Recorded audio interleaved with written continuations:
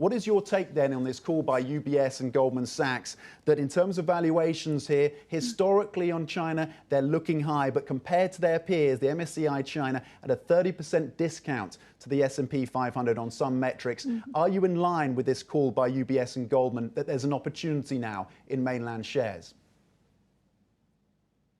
Well, thanks. Good morning. And I think for the mainland shares, the market has corrected quite a fair bit in the past 2 months. So apparently some of the original kind of valuations been already adjusted back to a more kind of reasonable level. But having said that, of course, during the whole potential policy normalizations kind of period, it would be quite difficult to see the valuation to go further expansion from that one. So what we are looking at right now is more from a sectoral kind of basis and more from a bottom-up approach to look for investment opportunities. So I think that's not only for Asians, but also for the offshore market as well.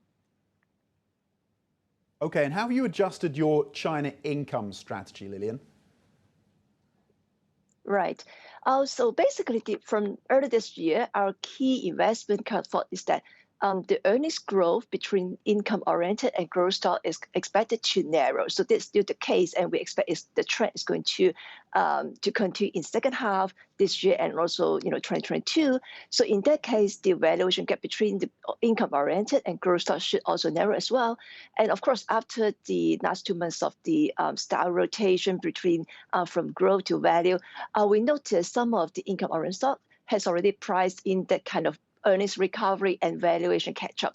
So at the moment, we are actually taking two major kind of switches. So first of all, we are seeing slightly more balanced kind of income opportunities. So apart from the traditional cyclical stocks, which would benefit definitely from the economic recovery, we are seeing some cycles are already a bit overpriced, so we are trimming parts of that. But we still see lots of good opportunities from the others like financial, industrial, real estate sectors where they still offer very decent kind of valuation and also the positive earnings kind of growth momentum.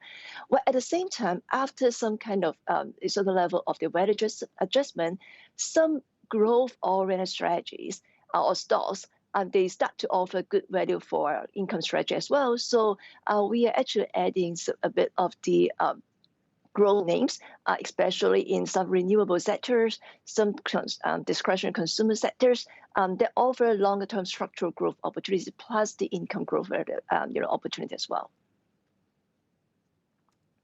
In terms of inflationary pressures, I mean, we were talking to Natixis earlier. They don't think that broadly there is a problem with inflation here in China, and there won't be towards the second half of this year. But we are seeing, of course, input prices rising very quickly indeed, particularly around industrial metals. Which sectors are most at risk of being hit by some of these inflationary pressures in China?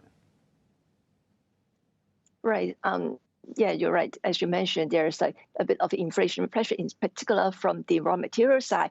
I think in near term, some midstream or a little bit of the downstream industry may suffer, but apparently the level of the pricing power across different sectors or across different names would be different. So while we are being aware of this kind of short-term or temporary kind of cost pressure, we have to be very careful about who is going to be able to pass on the cost to end customer and the sensitivity of the demand towards the higher cost. So I think this actually deal with lots of the specific industry kind of dynamics. So we actually are focusing more on finding the individuals' names that be able to pass on the cost pressure. So these are still would remain the kind of winners during this kind of cost inflationary cycle.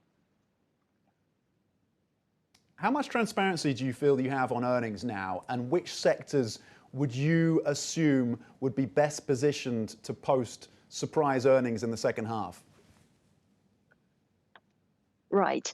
I think in terms of the top line, we do feel there's quite a fair bit of the transparency here because demand kind of recovery is going to be quite solid, in particular in China. It just said more about the cost. And I think we do have a better view about the cost pressure during the first quarter's kind of earnings announcement. and that's likely to point to the overall direction in terms of the divergence of the earnings growth. We do see there's some kind of earnings downward adjustment after first quarter. So, say for example, in some of the I would say home appliance sector, a bit of the industrial names where they are seeing a bit more than expected kind of margin squeeze. Not too much, not way beyond the historical average, but just as compared to like third to fourth quarter last year, we start to see a bit of the cost pressure. So this is likely to be the one we need to be more aware of. Some of the data coming out of Hong Kong has been more positive. We've got Standard Chartered upgrading their forecast for 2021 growth out of the city to 6.9%.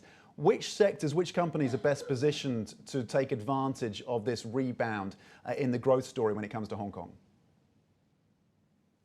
Right. I think for Hong Kong in particular, still like financials is likely to be the one sectors that is still, I would say, offer good value opportunity and also the potential earnings upgrade, because people has been quite, I would say, skeptical about the asset quality, which might turn out to be a lot more resilient than expected.